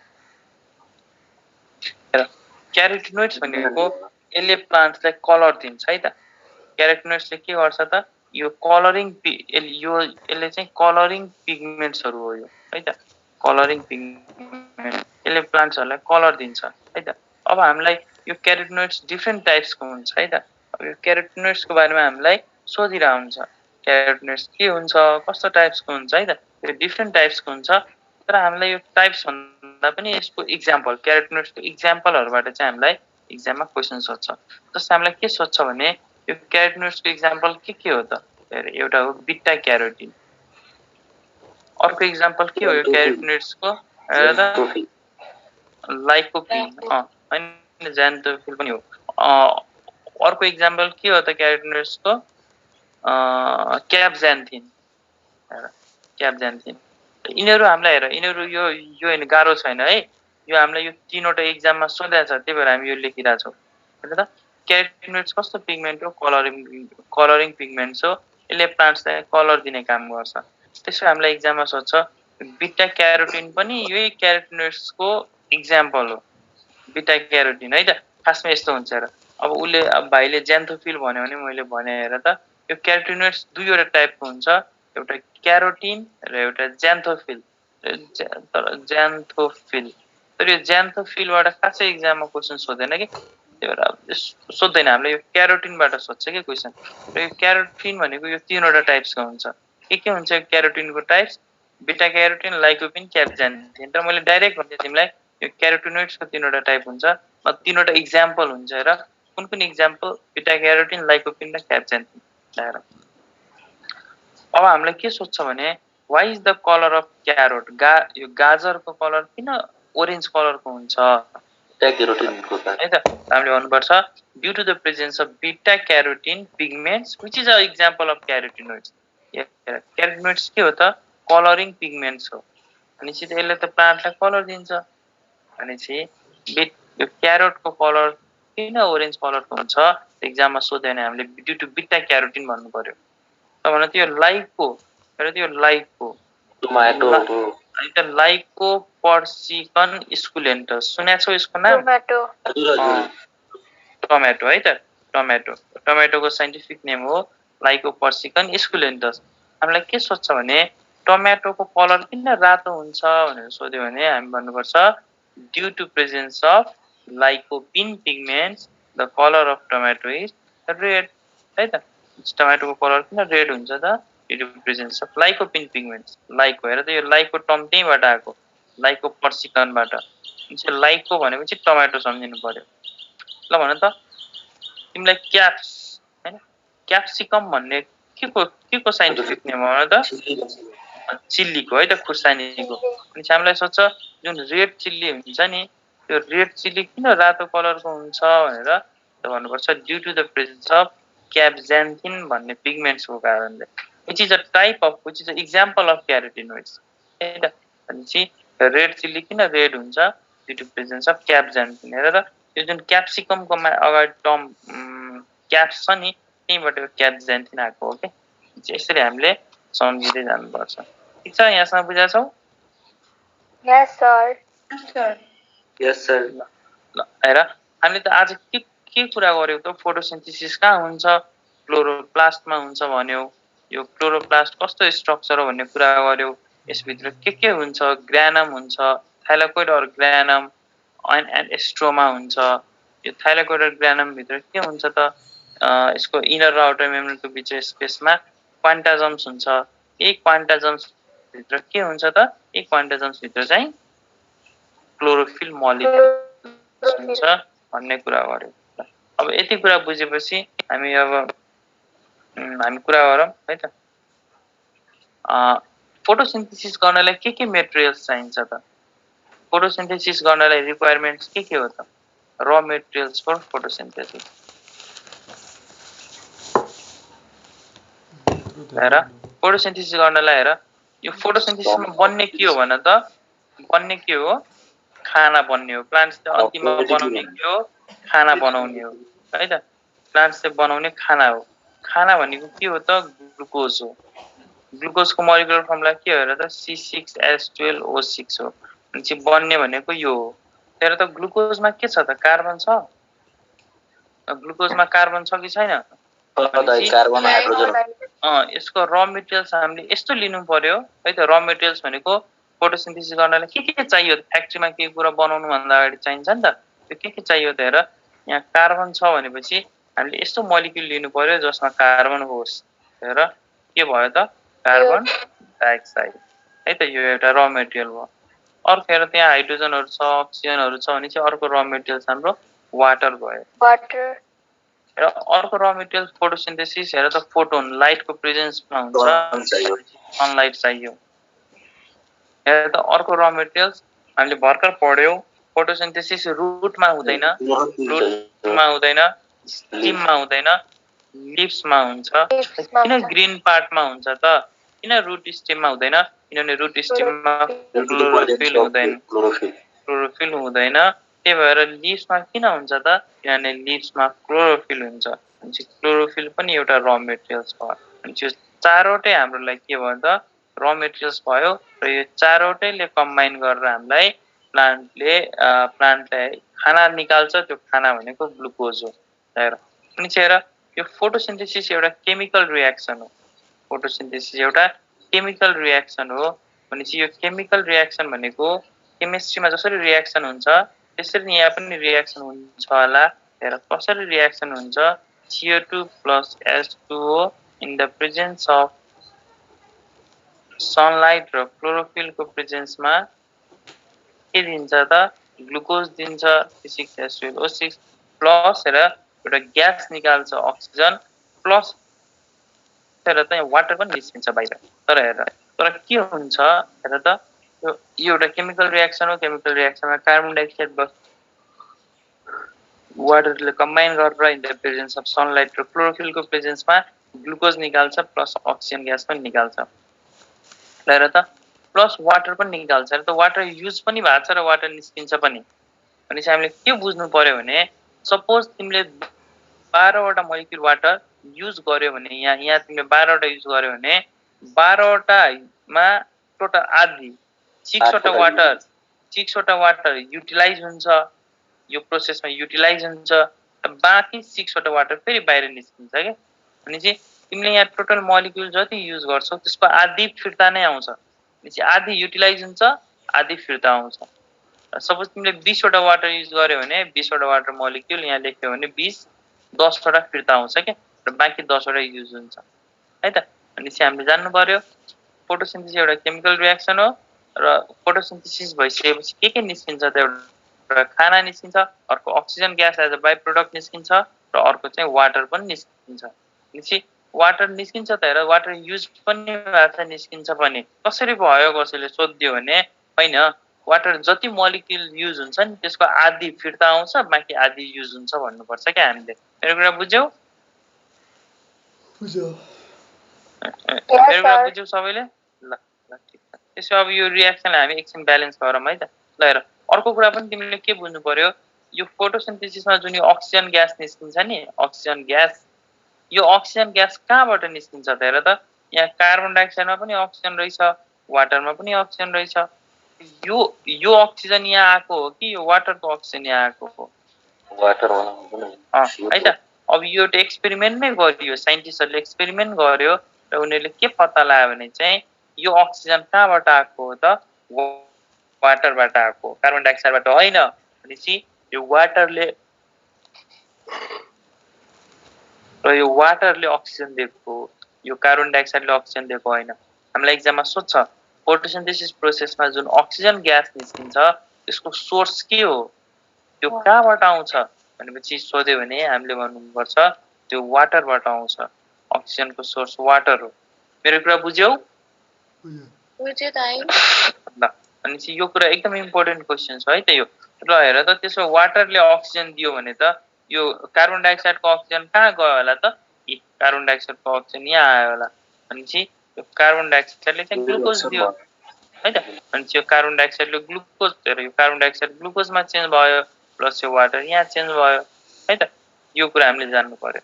ल भन त त्यसो हामीले भन त यो फोटोसिन्थेसिस एउटा केमिकल रियाक्सन हो। यहाँ हेर त्यहाँ रियाक्सन भइरहेछ, वाटरबाट अक्सिजन ग्यास निस्क्यो, कार्बन डाइअक्साइडबाट चाहिँ ग्लुकोज निस्क्यो है त। यति रियाक्सन भयो। ल अब यसलाई ब्यालेन्स नै गर्ने हो भने हेर त 6 यसलाई ब्यालेन्स गर्दै जाऊ। अक्सिजन कतिवटा छ हेर त्यहाँ, यहाँ हेर त यहाँ 12 वटा हाइड्रोजन छ भनेपछि 6 वटा हाइड्रोजन यहाँ राखौँ र यहाँ 6 वटा अक्सिजन भयो। हेर त 6 वटा अक्सिजन भयो 6 2 जा 12 है त। हेर त हेर त्यहाँ 12 वटा हाइड्रोजन भयो है त, प्लस यहाँ वाटर पनि निस्केको छ। त यो वाटरलाई हामी एकछिनमा खालि हामी यति सम्झौँ यहाँबाट वाटर निस्किन्छ भनेर मात्र सम्झौँ। यसलाई एकछिन यतिकै राखौँ है त। र त्यसो भएर त हाम्रो यहाँ कतिवटा, यहाँ हामीले टोटल यहाँ कतिवटा 6 2 जा 12 हेर त 6 2 जा 12 वटा हाम्रो अक्सिजन भयो। अनि 12 वटा अक्सिजन गर्नले यहाँ हामीले 12 वटा अक्सिजन यहाँ पनि राख्नु पर्यो है त, यहाँ पनि 12 राख्नु पर्यो। र 12 वटा 12 2 जा 24 वटा हाइड्रोजन भयो। अनि बल्ल यहाँ हामीले 6 वटा हाइड्रोजन लेख्दा यो ब्यालेन्स हुन्छ क्या। अनि यो हाम्रो ब्यालेन्स केमिकल इक्वेसन भयो है त। अनि हेर त 12 वटा वाटर युज भयो र 6 वटा वाटर बाहिर निस्क्यो। त हामीले यति बुझ्नु पर्यो फोटोसिन्थेसिस हुँदा के प्रोडक्ट निस्किन्छ त, ग्लुकोज निस्किन्छ, अक्सिजन निस्किन्छ र वाटर पनि निस्किन्छ। वाटर युज पनि हुन्छ र निस्किन्छ पनि। जति मोलिक्युल युज भयो त्यसको आधी मोलिक्युल निस्किन्छ, यो कुरा सम्झनु पर्यो। र अब हामीलाई एक्जाममा एउटा अर्को क्वेसन सोध्छ फोटोसिन्थेसिस एउटा केमिकल रियाक्सन हो भने कस्तो रियाक्सन हो, अक्सिडेसन रियाक्सन हो कि रिडक्सन रियाक्सन हो कि बोथ अक्सिडेसन एन्ड रिडक्सन हो भने चाहिँ रिडक्स रिएक्सन भनेर सोध्छ। हेर त यहाँ के भएको छ हेर त, हामीले अस्ति अक्सिडेसन रिडक्सन पढाएको थियौँ है त केमिस्ट्री पढ्ने बेला, र भनेको थियौँ addition of oxygen is oxidation और removal of hydrogen is oxidation. यो दुईटा अक्सिडेसन हो भनेको थियौँ। यो हाम्रो अनि वाटरको अक्सिडेसन है त। र अर्को कुरा के भनेको थियो, रिडक्सन भनेको ठ्याक्क उल्टो हो, addition of hydrogen is reduction और removal of oxygen is reduction है त। हामीले यसरी हामीले अक्सिडेसन रिडक्सनलाई डिफाइन गरेका थियौँ। ल त्यसो भएर त यो लेखेको इक्वेसनमा CO2 केमा चेन्ज भएको छ त, C6H12O6 मा चेन्ज भएको छ। हामीले भर्खर लेख्यौँ भन त यतातिर कतै हाइड्रोजन छ तर यहाँ प्रोडक्ट बन्ने बेला हेर त हाइड्रोजन आइसक्यो। भनेपछि यहाँ हाइड्रोजनको एडिसन भयो कि भएन, भनेपछि हाइड्रोजनको एडिसन हुने रियाक्सनलाई हामी के भन्छौँ, रिडक्सन भन्छौँ। अर्को हेर त यहाँ अक्सिजन छ तर यो अक्सिजन यहाँ वाटर चाहिँ अक्सिजनमा चेन्ज भएको छ। हामीले अघि भन्यौँ हेर त यहाँ हाइड्रोजन थियो तर प्रोडक्ट फर्म हुने बेला यहाँ हाइड्रोजन छैन, भनेपछि हाइड्रोजन रिमुभ भयो कि भएन, हाइड्रोजन रिमुभ भयो कि भएन। हाइड्रोजनको रिमुभल भनेको के हो त, अक्सिडेसन होइन, अक्सिडेसन है। यो मैले सबै केमिस्ट्रीमा पढाइसकेको छ। मेरो पहिलाको रेकर्डेड भिडियोहरू हेर जसको क्लास छुट्याएको छ। हामीले रिडक्स रियाक्सन 3 घन्टा लगाएर नै पढाएको थियौँ है सबैले हेर। यो वाटरबाट हाइड्रोजन निस्क्यो र यहाँ अक्सिजन बन्यो भनेपछि यहाँ के भएको छ त, हाइड्रोजनको रिमुभ भएको छ। भनेपछि हामीले के बुझ्यौँ त, यो फोटोसिन्थेसिसमा अक्सिडेसन पनि हुँदो रहेछ रिडक्सन पनि हुँदो रहेछ। त्यही भएर फोटोसिन्थेसिस कस्तो रियाक्सन हो त, रिडक्स रियाक्सन है त। फोटोसिन्थेसिस कस्तो रियाक्सन हो त, रिडक्स रियाक्सन हो। इक्जाममा हामीले सोध्छ फोटोसिन्थेसिस कुन रियाक्सन हो त, हामीले रिडक्समा टिक लगाउनु पर्यो। तर यदि अप्सनमा रिडक्स अप्सन छैन भने चाहिँ हामीले कुनमा टिक लगाउने, रिडक्सन। किन भन त, किनभने हेर त हामीले फोटोसिन्थेसिस किन पढ्यो, प्लान्टले फोटोसिन्थेसिस किन गरिरहेछ, यो ग्लुकोज बनाउनलाई कि अक्सिजन निकाल्नलाई, ग्लुकोज बनाउनलाई। अक्सिजन त ठिक छ ग्लुकोज बन्ने प्रोसेसमा अक्सिजन निस्किहाल्छ त्यो त छुट्टै कुरो भयो। तर मेन एम भनेको त ग्लुकोज बनाउने हो। र ग्लुकोज कसरी बनिरहेछ, अक्सिडेसन भएर कि रिडक्सन भएर, रिडक्सन भएर। भनेपछि हामीले यदि अप्सनमा रिडक्स रियाक्सन छैन रे, त्यहाँ छैन भने हामीले रिडक्सनमा टिक लगाउनु पर्यो। ठिक छ, ठिक छ, हामीले यहाँसम्म बुझेछौँ। रिडक्सन कहाँनिर भन्छ एकचोटि देखाइदिनु न फेरि। हजुर हजुर रिडक्सन भएको ठाउँ देखाइदिनु न। हेर त यो CO2 केमा चेन्ज भएको छ भने त ग्लुकोज, यो होइन कार्बन डाइअक्साइड केमा चेन्ज भएको छ, ग्लुकोजमा चेन्ज भएको छ। हजुर हो हेर त अक्सिजन वाटरमा हेर त वाटर अक्सिजनमा चेन्ज भए जस्तै CO2 चाहिँ ग्लुकोजमा चेन्ज भएको छ भनेपछि यो कार्बन डाइअक्साइडमा के छ त यहाँ हाइड्रोजन छ त छैन तर यता प्रोडक्ट फर्म हुने बेला हाइड्रोजन आइसक्यो र मैले अस्ति नै केही दिन अगाडि मैले रिडक्स रियाक्सन पढाएको थिएँ केमिस्ट्री पढाउने बेला र त्यति बेला मैले के भनेको थिएँ भने हेर त यो एडिसन अफ हाइड्रोजन यहाँ चाहिँ हेर त यहाँ चाहिँ हाइड्रोजन छैन तर एडिसन अफ हाइड्रोजन भनेको रिडक्सन हो त यहाँ हाइड्रोजन थिएन यता फर्म हुँदा हाइड्रोजन आयो हाइड्रोजन एड भयो त रिडक्सन हो बुझ्यो किन जस्तै हेर त बुझ्यो दाइ हेर त नाइट्रोजन हाइड्रोजनसँग कम्बाइन गर्यो भने अमोनिया फर्म हुन्छ हेर त यहाँ नाइट्रोजन एक्लै छ तर यता आउँदा NH3 मा चेन्ज भइसक्यो भनेपछि हाइड्रोजन नाइट्रोजनमा त हाइड्रोजनको एडिसन भयो भनेपछि हामी यहाँ के भन्छौँ नाइट्रोजन इज रिड्युस्ड भन्छौँ हैन र हो त्यही हो यहाँ पनि हो सर भनेपछि यसरी हाम्रो भयो है त ल अब हामी कुरा गरौँ फोटोसिन्थेसिस गर्नलाई हामीले के भन्यो कार्बन डाइअक्साइड चाहियो वाटर चाहियो सनलाइट चाहियो र क्लोरोफिल मोलिक्युल्स चाहियो हामीले क्लोरोफिल मोलिक्युल्सको बारेमा पनि पढ्यौँ अब पढौँ एकछिन सनलाइटको बारेमा ल हेर त सनलाइटमा कुन कुन रेजहरू हुन्छ त हेर त सनलाइटमा त विभिन्न रेजहरू हुन्छ नि थाहा छ तिमीहरूलाई होइन होइन सनलाइट भित्र विभिन्न रेजहरू हुन्छ अब कुन कुन हुन्छ हेर एउटा हामीसँग निमोनिक छ राम आई भिजिटेड है त you at Xavier graduation ceremony है त हेर यो हाम्रो निमोनिक भयो अनि सनलाइट भित्र कुन कुन रेजहरू हुन्छ त यो सबै रेजहरू हुन्छ यो आर भनेको के हो भने त रेडियो वेभ हुन्छ सनलाइट भित्र एम भनेको के हो माइक्रोवेभ भयो आई भनेको के हो इन्फ्रारेड भयो भी भनेको के हो भिजिबल रेज भयो है त यु भनेको के हो अल्ट्रा भाइलेट रेज भयो है त योबाट आउँदैन एक्स भनेको के हो एक्सरे भयो जी भनेको गामा रे भयो यो चाहिन्छ हामीलाई फिजिक्समा पनि चाहिन्छ केमिस्ट्रीमा पनि चाहिन्छ है त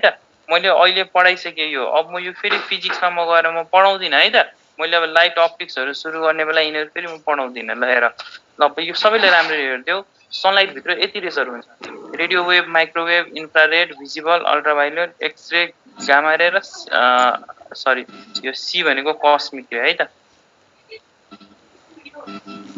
सी भनेको कस्मिक रे है त हामीसँग यति रेजहरू हुन्छ ल अब हामीले के थाहा पाउनु पर्यो भने यो सनलाइटको हेर त कुनै पनि रेको कुनै पनि लाइटको क्यारेक्टर भनेको के हो त त्यसको वेभलेन्थ हो कुनै पनि लाइटको क्यारेक्टर भनेको त्यसको वेभलेन्थ हो हामीले लाइटलाई कसरी चिन्छौँ त हेर त्यहाँ यति न्यानोमिटरको वेभलेन्थको लाइट गइरहेछ भनेपछि हामीले जस्तै हामीले मान्छेलाई कसरी चिन्छौँ उसको नामले चिन्छौँ त्यसरी नै हामीले लाइटलाई कसरी चिन्छौँ त उसको वेभलेन्थले चिन्छौँ र हामीले के थाहा पाउनु पर्यो यो निमोनिक्समा तिमी लेफ्टदेखि यो हाम्रो लेफ्ट साइड भयो यो हाम्रो राइट साइड भयो तिमी लेफ्टदेखि राइट जाने हो भने यो लाइटहरूको वेभलेन्थ के हुन्छ त घट्दै जान्छ यो लाइटहरूको वेभलेन्थ के हुन्छ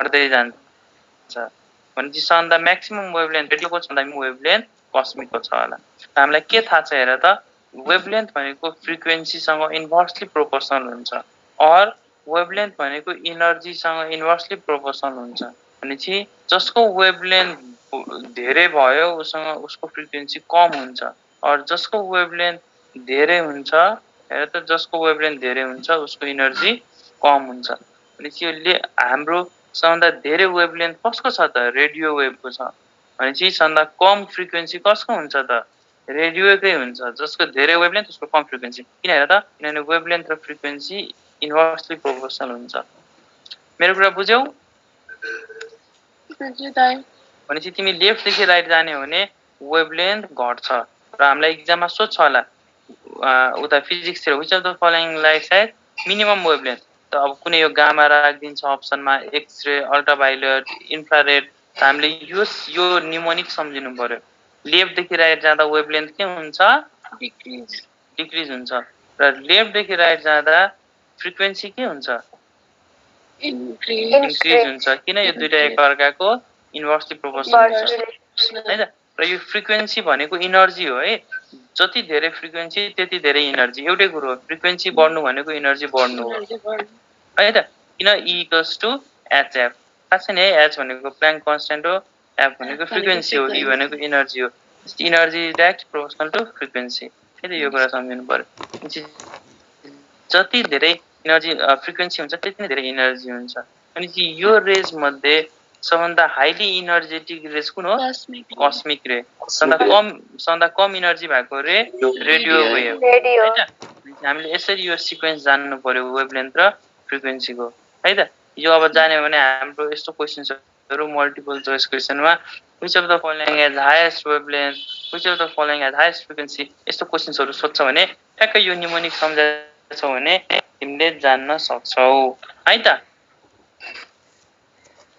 ठीक छ ल अब यो आजको टपिक हो हाम्रो भिजिबल रेज हामी आज अरु रेज पढ्दैनौ भिजिबल रेज सर यो किन वर्ड्सहरु पनि सानो सानो रहेछ ए वर्ड्सहरु सानो भयो ल म ठुलो लेख्छु है त ल है त ल हेर त यो सनलाइटमा हेर त यो डिफरेन्ट रेजहरु रहेछ र हामीलाई यो फोटोसिन्थेसिस गराउनलाई कुन रेज चाहिन्छ त हामीलाई फोटोसिन्थेसिस गराउनलाई यो भिजिबल रेज मात्र चाहिन्छ अरु रेजहरु चाहिदैन अनि फोटोसिन्थेसिस गर्नलाई भिजिबल रेज चाहियो है त भिजिबल रेज चाहियो र यो भिजिबल रेज भित्र कुन रेजहरु पर्छ त भन त VIB GY है त VIB GYOR हरु पर्छ हेर त मैले यहाँ पनि लेखे VIB GYOR पर्यो अनि हेर त मैले किन उल्टो लेखे मैले किन यसरी सिधा लेखिन भन त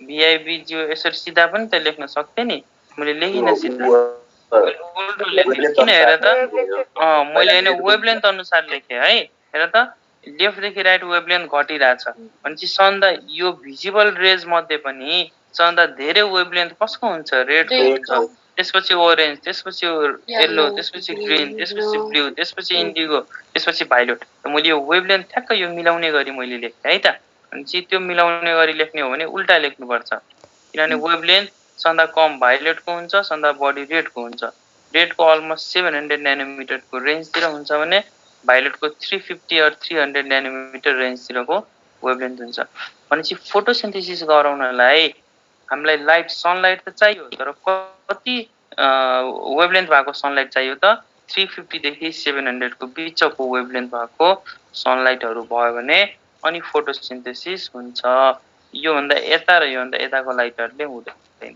मेरो कुरा बुझ्यौ बुझ्यो दाइ यस सर ल अब हामीलाई के सोध्छ भने एक्जाममा हेर त यो फोटोसिन्थेसिस गर्नलाई सन्दा कुन लाइटमा है त एक त हामीले पढ्यौ यो लाइटहरु हामीलाई चाहियो त यो लाइट मध्ये पनि सबभन्दा राम्रो फोटोसिन्थेसिस कुन लाइटमा हुन्छ भनेर हामीलाई सोध्छ र ल हामीले एउटा कुरा थाहा पाउनु पर्यो यो मिक्सचर अफ दिस लाइटको नाम के हो भन त व्हाइट लाइट हो है त यदि हाम्रो एक्जाममा अप्सनमा व्हाइट लाइट छ भने सन्दा मोस्ट सुटेबल आन्सर भनेको हाम्रो व्हाइट लाइट हो त्यसपछि सन्दा राम्रो फोटोसिन्थेसिस हुने भनेको रेड लाइटमा हो त्यसपछि ब्लू लाइटमा हो यति कुरा हामीले सम्झिनु पर्यो फोटोसिन्थेसिस हुनलाई हेर त त्यहाँ कसको माइक अन छ जस्तो लाग्यो हेर त फोटोसिन्थेसिस हुनलाई सबभन्दा बेस्ट लाइट भनेको व्हाइट लाइट हो फलोड बाइ रेड लाइट र ब्लू लाइट भनेपछि यो सिक्वेन्स थाहा हुनु पर्यो किनभने यो हामीलाई एक्जाममा सोध्छ है त र अर्को कुरा के सोध्छ भने सबभन्दा मिनिमम फोटोसिन्थेसिस कुन लाइटमा हुन्छ भनेर सोध्छ सबभन्दा मिनिमम फोटोसिन्थेसिस कुन लाइटमा हुन्छ भनेर हामीलाई एक्जाममा सोध्छ र हामीले भन्नु पर्यो सबभन्दा minimum photo among this visible right सबभन्दा मिनिमम फोटोसिन्थेसिस कुन लाइटमा हुन्छ ग्रीन लाइटमा हुन्छ किनभने ग्रीन लाइट हेर त यो लिफ पनि ग्रीन कलरको छ र लाइट पनि ग्रीन आयो भने यो लिफले यो ग्रीन कलरलाई एब्जर्ब गर्दैन के किनभने लाइटलाई एब्जर्ब गर्नु पर्यो नि त हामीलाई फोटोसिन्थेसिस गर्नलाई सनलाइट किन चाहियो भन त सनलाइट किन चाहियो किनभने एब्जर्ब गर्छ सनलाइटले हामीलाई हेर सनलाइटको जुन इनर्जी हुन्छ त्यही इनर्जीलाई प्लान्टले केमिकल इनर्जीको फर्ममा स्टोर गर्छ के सनलाइटको लाइट इनर्जीलाई केमिकल फर्मको इनर्जीमा स्टोर गर्छ त त्यो chemical form of the energy के हो साउन्ड डिस्टर्ब आइरहेछ छैन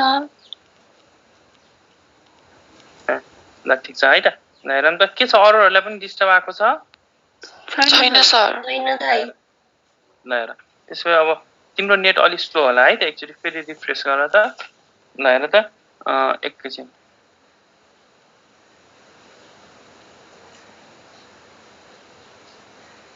ल हेर त हाम्रो सनलाइटको इनर्जीलाई चाहिँ हाम्रो प्लान्टले चाहिँ केमिकल इनर्जीको फर्ममा स्टोर गर्छ कसरी गर्छ के गर्छ वास्तवमा सनलाइटले कसरी इनर्जी दिने हो फ्यालेर दिने हो कि हैन पुरै यसो पुरै हातले दिने हो कि इनर्जी कि खुट्टाले दिने हो कसरी इनर्जी दिने हो त हामीले यत्रो सनलाइटले इनर्जी दिन्छ फोटोसिन्थेसिसलाई सनलाइट चाहिन्छ भनेर हामी पुरै बच्चादेखि कराइरहेछौँ वास्तवमा सनलाइटले के गर्छ त त्यहाँ के फिजिक्स हुन्छ त हैन के फिजिक्स हुँदा त्यहाँ यो केमिकल इनर्जीको फर्ममा स्टोर हुन्छ त त्यसको फिजिक्स के हो त्यो कुरा बुझ्नु पर्यो है त हामीले हेर सनलाइटले वास्तवमा कसरी इनर्जी दिन्छ यो कुनै पनि एटम हो भने है त हेर मैले के भनेको थिएँ फोटोसिन्थेसिस गर्नलाई क्लोरोफिल मोलिक्युल्स चाहिन्छ क्लोरोफिल मोलिक्युल्समा डिफ्रेन्ट एटम्सहरू छ त भनौँ यो एउटा म्याग्नेसियम एटम हो सपोज इक्जाम्पल है त यसको यो फर्स्ट अर्बिटमा 2वटा इलेक्ट्रोन सेकेन्ड अर्बिटमा 8वटा इलेक्ट्रोन है त र थर्ड अर्बिटमा फेरि 2टा इलेक्ट्रोन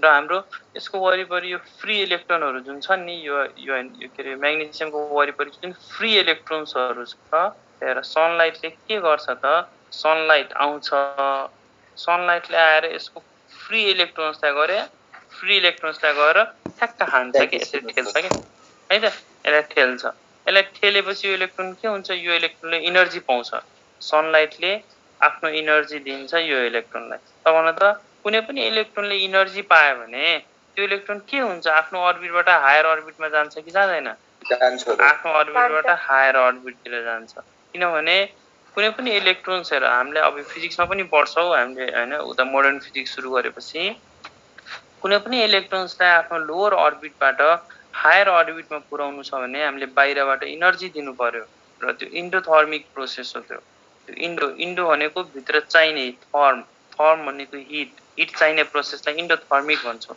कुनै पनि प्रोसेसलाई यदि हिट चाहियो भने अरू हिट पायो अरू इनर्जी पायो भने त्यो प्रोसेसलाई इनर्जी चाहियो भने त्यो प्रोसेसलाई हामीले इन्डोथर्मिक भन्छौँ भनेपछि कुनै पनि इलेक्ट्रोन्सले इनर्जी पायो भने त्यो इलेक्ट्रोन्स आफ्नो अर्बिट छोडेर हायर अर्बिटतिर जान्छ र यो जान्छ एट सर्टेन पोइन्ट यसको इनर्जी सकिन्छ र सकेपछि एकछिन यो रेस्टमा बस्छ इलेक्ट्रोन फेरि के हुन्छ आफ्नै अर्बिटतिर फर्किन्छ हामीले के पढ्छौँ फिजिक्समा कुनै पनि इलेक्ट्रोन्स आफ्नो हायरबाट लोअर है अघि थियो लोअरबाट हायर इन्डोथर्मिक तर हायरबाट लोअर हो भने त्यो एक्जोथर्मिक हो है त त्यसले इनर्जी एमिट गर्छ त्यसले इनर्जी बाहिर निकाल्छ त्यो एक्जोथर्मिक हो भनेपछि यो फोटोसिन्थेसिसमा वास्तवमा सनलाइटले के गर्ने हो त सनलाइट आउँछ आफ्नो इनर अर्बिटको इलेक्ट्रोन्सलाई एक्साइट गराउँछ यो इलेक्ट्रोन आफ्नो अर्बिट छोडेर हायर अर्बिटमा जान्छ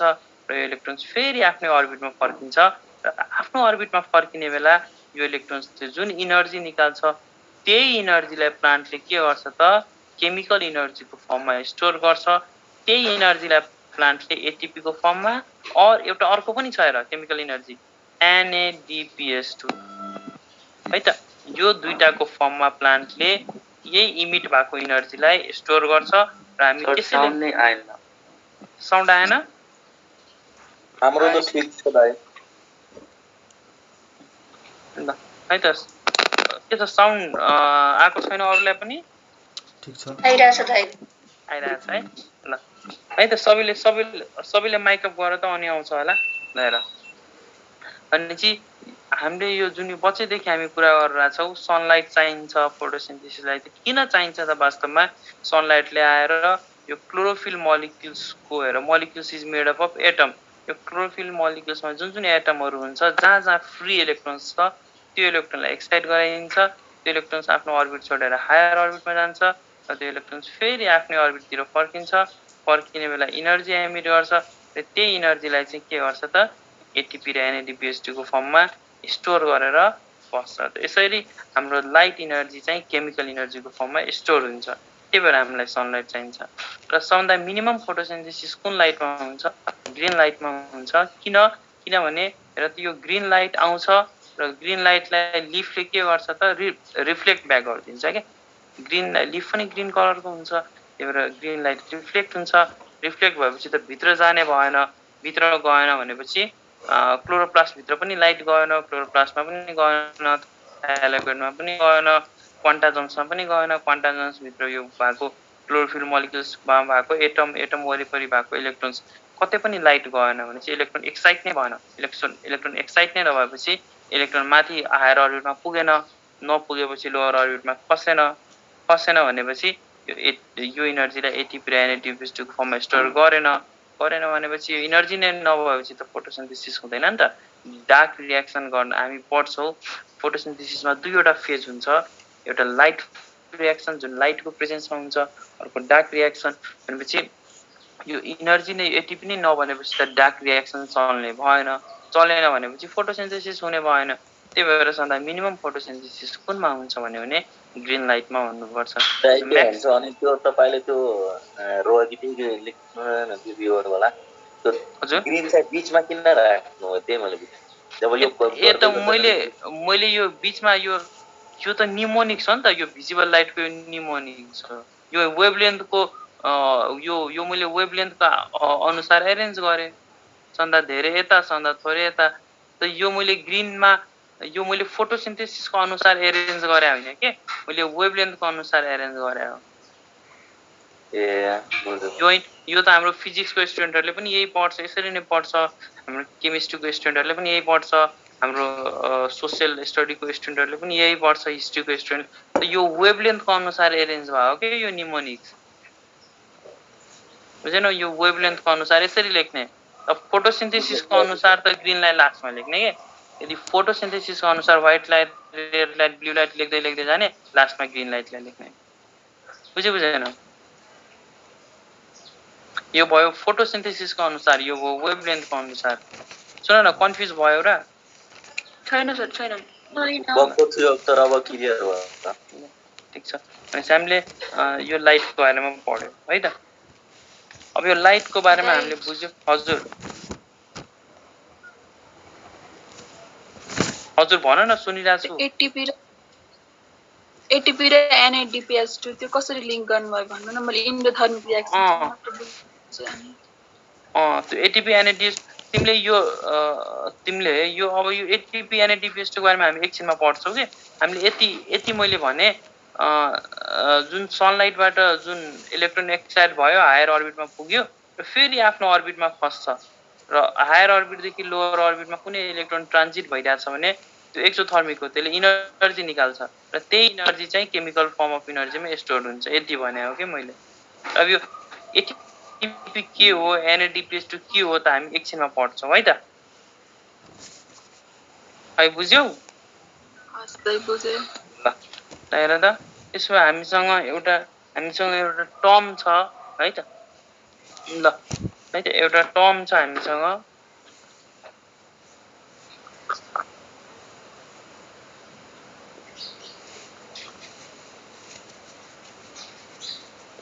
क्वान्टम रिक्वायरमेन्ट र अर्को टर्म छ हामीसँग क्वान्टम यील्ड है त के हो यो क्वान्टम रिक्वायरमेन्ट र के हो यो क्वान्टम यील्ड है त यसको बारेमा चाहिँ हामीले थाहा पाउनु पर्यो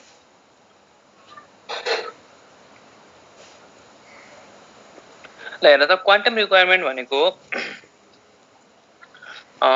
it is the number of photons है त the number of photons photons भनेको के हो भन त लाइटको कलेक्सन हुन्छ लाइटको प्याकेट हो है त युनिट हो लाइटको प्याकेट हो युनिट हो द नम्बर अफ फोटोन्स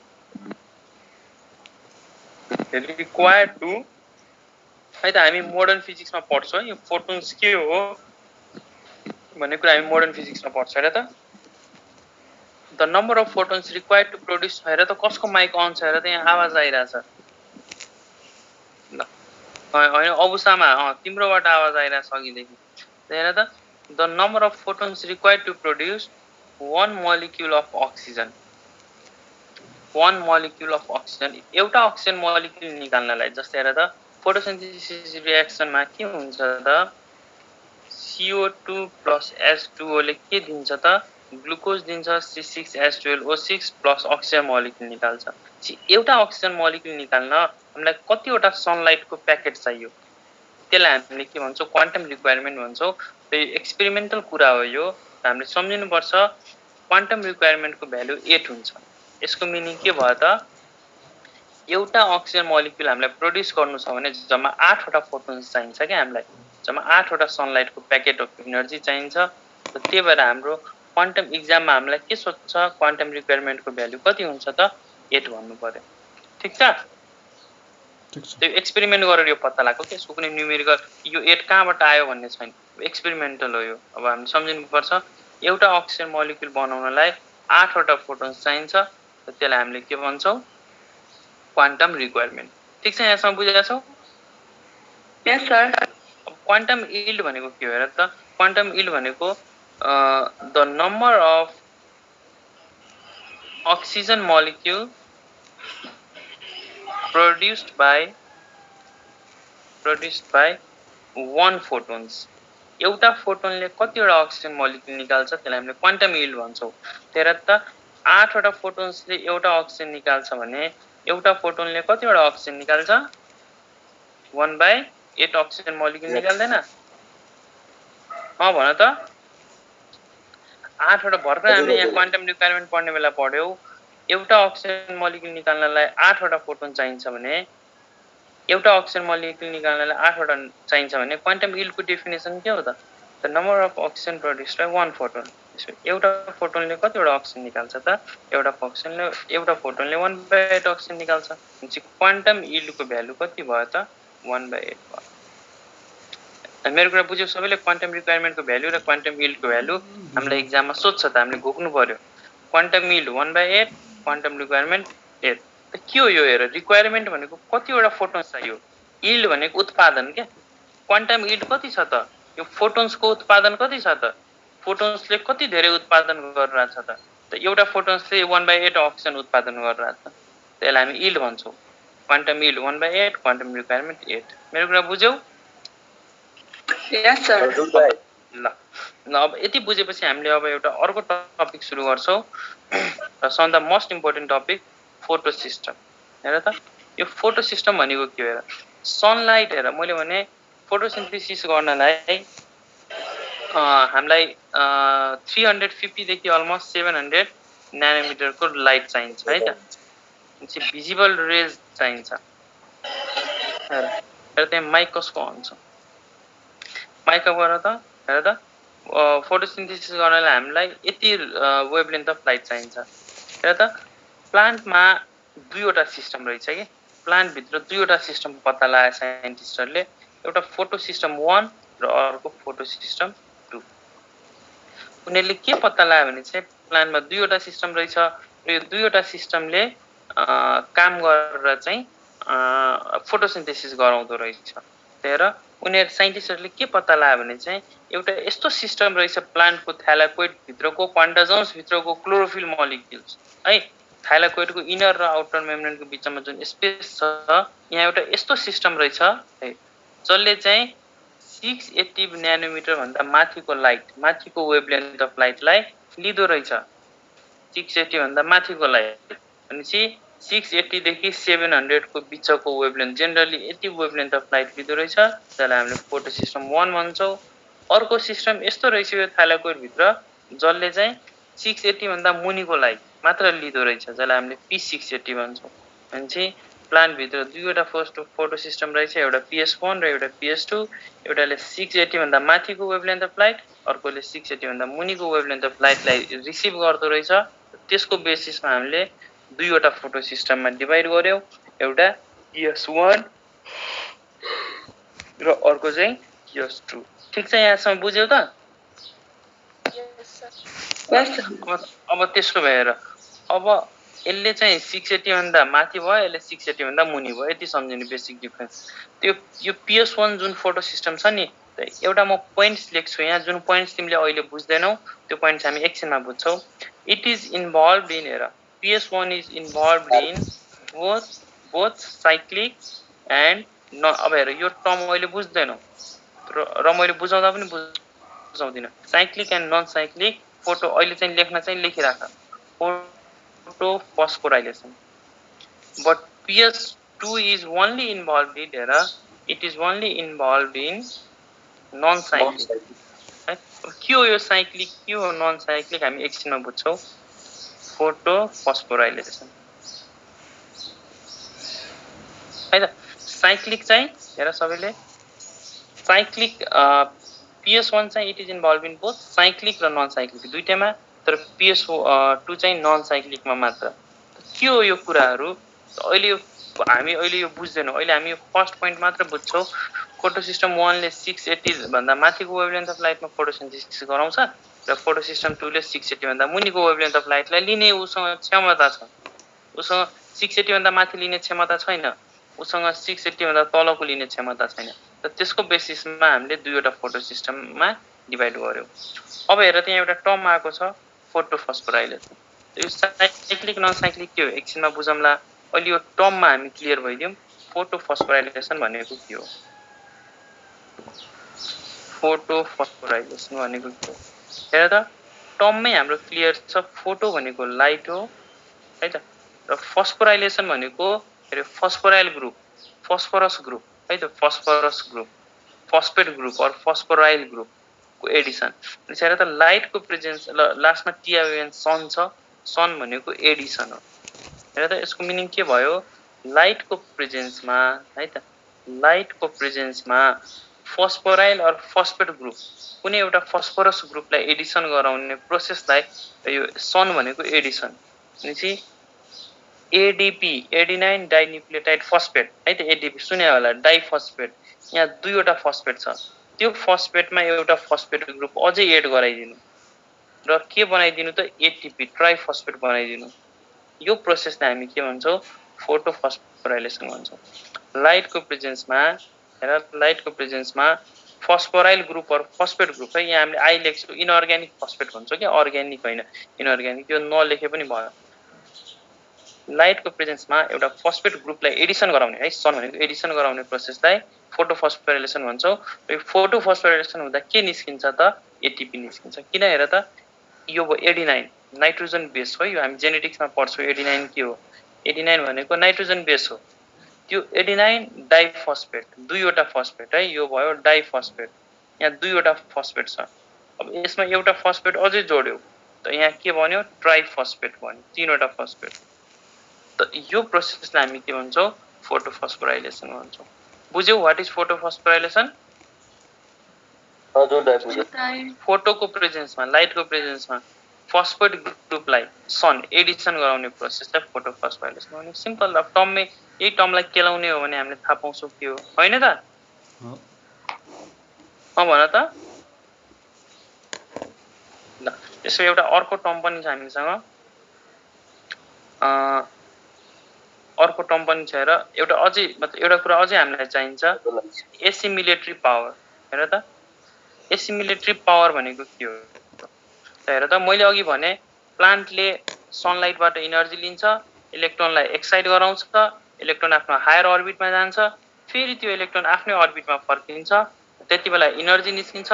र यो इनर्जीलाई प्लान्टले स्टोर गर्छ केमिकल इनर्जीको फर्ममा। के को फर्ममा स्टोर गर्छ त? एउटा एटिपी को फर्ममा र एउटा NADPH2 को फर्ममा। र यिनीहरूलाई नै हामी भन्छौँ एसिमिलेटरी पावर। भनेपछि प्लान्टलाई पावर दिन्छ क्या यिनीहरूले। फोटोसिन्थेसिस या कुनै पनि प्रोसेस गर्नलाई यिनीहरू प्लान्टमा एटिपीहरूले इनर्जी स्टोर गरेर राखेको हुन्छ, NADPH2 ले इनर्जी स्टोर गरेर राखेको हुन्छ। त्यही भएर यिनीहरूलाई हामी एसिमिलेटरी पावर भन्छौँ। के हो त त्यो प्लान्टलाई इनर्जी दिने, केमिकल इनर्जीलाई स्टोर गर्ने कुन फर्ममा? एउटा एटिपी को फर्ममा, एउटा NADPH2 को फर्ममा। यो NADPH2 कुनै गाह्रो कुरा होइन। हेर यो के हो त, NADP भन्ने एउटा मोलिक्युल हुन्छ। यो मोलिक्युल के हुन्छ त, हाइड्रोजन आयन एडिसन भयो भने यो रिड्युस हुन्छ र NADPH2 फर्म हुन्छ। जस्तै हेर त नाइट्रोजन रिड्युस भयो भने जसरी अमोनिया फर्म हुन्छ त्यसरी नै यो NADP रिड्युस भयो भने NADPH2 फर्म हुन्छ क्या। यो H भनेको रिड्युस्ड फर्म हो कि रिड्युसन रिडक्सन हुने है त। अनि यो हाम्रो रिड्युस्ड फर्म भयो। प्लान्टले के को फर्ममा एनर्जी स्टोर गर्छ त एउटा एटिपी को फर्ममा र एउटा NADPH2 को फर्ममा। हामीले यो बुझ्नु पर्यो एउटा NADPH2 ले 3 वटा एटिपी बराबरको एनर्जी स्टोर गर्छ। यो पोइन्ट हामीले बुझ्नु पर्यो। मेरो कुरा बुझ्यौ? बुझ्यौ यहाँसम्म? यस सर। ल अब यति बुझेपछि हामीले फोटोसिन्थेसिसको बारेमा केही कुराहरू बुझ्यौ। अब हामी बल्ल हाम्रो टपिक सुरु गर्छौं फोटोसिन्थेसिस है त। हाम्रो टपिक अब बल्ल सुरु हुन्छ यो फोटोसिन्थेसिस। ल यो फोटोसिन्थेसिस खाना बनाउने प्रोसेस हो। यसको दुईवटा रियाक्सन हुन्छ, दुईवटा फेज हुन्छ। एउटा हुन्छ लाइट रियाक्सन है जुन लाइट चाहिन्छ, यो रियाक्सनलाई लाइट चाहिन्छ र अर्को यस्तो फेज हुन्छ यसको जुनलाई लाइट नभए पनि हुन्छ, त्यसलाई हामी भन्छौँ डार्क रियाक्सन है त। हाम्रो बल्ल अब च्याप्टर सुरु भएको छ है। ल हेर अब यो लाइट रियाक्सन भनेको लाइट चाहिन्छ यसको लागि, डार्क लाइट चाहिँदैन। अब यो लाइट रियाक्सनको दुईवटा हेर है, लाइट रियाक्सनको यो लाइट रियाक्सन कसले पत्ता लाग्यो हेर त। अगाडि एल छ भनेपछि हिलले पत्ता लाग्यो, कसले रोबर्ट हिलले पत्ता लाग्यो है त। यो डार्क रियाक्सन कसले पत्ता लाग्यो हेर त डार्क डार्क भनेको ब्ल्याक हो भनेपछि ब्ल्याक म्यानले पत्ता लाग्यो है। डार्क भनेको ब्ल्याक हो, त्यो ब्ल्याक म्यानले पत्ता लाग्यो। त हेर त यो लाइट रियाक्सन लाइटको प्रेजेन्समा हुन्छ या एब्सेन्समा हुन्छ। यो लाइट रियाक्सन कहाँ हुन्छ हेर त। अघि हामीले पढाएको थियौँ ग्रानम भनेर, थाइलाकोइड ग्रानम है। लाइट रियाक्सन ग्रानममा हुन्छ भने डार्क रियाक्सन कहाँ हुन्छ हेर। अघि हामीले क्लोरोप्लास्टमा स्ट्रोमा भनेर पढाएको थियौँ, बिचको स्पेस स्ट्रोमामा हुन्छ। हेर त फोटोसिन्थेसिस हुँदा दुईवटा कुरा निस्किन्छ, एउटा ग्लुकोज निस्किन्छ र अर्को अक्सिजन ग्यास निस्किन्छ। हेर लाइट रियाक्सनबाट के निस्किन्छ, अक्सिजन निस्किन्छ। डार्क रियाक्सन हुँदा के निस्किन्छ, ग्लुकोज निस्किन्छ है त। अक्सिजन निस्किने भनेको लाइट रियाक्सनबाट हो र डार्क रियाक्सनबाट ग्लुकोज निस्किने हो। त हामीले यसरी फोटोसिन्थेसिसलाई दुईवटा पार्टमा डिभाइड गर्यौं, दुईवटा फेजमा। र भोलि हामी के गर्छौं त लाइट रियाक्सनबाट हामी कन्टिन्यू गर्छौं। आज यहाँसम्म सबैले बुझ्यौ? ल सो हाम्रो अब हाम्रो क्लास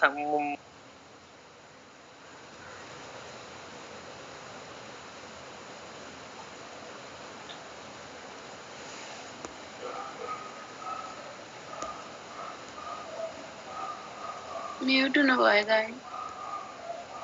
दाइ केही सुनिरहेको छैन। ल हेर है, हाम्रो अब बोटनी क्लास हाम्रो रेगुलरली 6 जसले हाम्रो बोटनी प्याकेज जोइन गरेको छौ है त, हाम्रो 6:30 to 8 बजेसम्म हुन्छ, 8 बजेसम्म हुन्छ। त्यसपछि हाम्रो अर्कै प्याकेज पनि छ सी, हाम्रो त्यसको क्लासहरू कन्टिन्यू हुन्छ है त। हाम्रो बोटनी मात्र यहाँ जोइन गर्ने आज को छौ उनीहरूको लागि हाम्रो एभ्री डे हाम्रो बोटनी क्लास 6:30 to 8 AM मर्निङमा हुन्छ है त। ल अब हाम्रो निराजन सरले चाहिँ कन्टिन्यू गर्नुहुन्छ, उहाँ चाहिँ 8 बजे जोइन गर्नुहुन्छ होला है त। अनि बेलुका पनि जुलोजी क्लास नै हुने हो त? बेलुका अब त्यही त अब ग्रुपमा मेसेज भइरहेको रहेछ कति बजे के गराउने, फिक्स हामी त्यो डिसाइड गरिरहेको छौँ। सर हुन्न कि सेम टाइममा बनाउनु न, हामीलाई मिल्दैन फिजिक्स नि। पनि भन्नुभएको छ नि तपाईलाई याद भएर फिजिक्स। फिजिक्स त बेलुका हुन्छ, त्यही त बेलुका पनि 5 बजे गराउने कि 8 बजे 9 बजे कति बजे के भन्छ राति भन्दा त रातिको त ठिक हुन्छ कि हामीलाई के राति है त। आफ्टरनुनमा गर्नु न। सबैको प्रब्लम बुझ्नु पर्यो नि। ल हुन्छ सुन न एकैछिन है। सबैको प्रब्लम बुझेर त हो नि। हो रहेछ।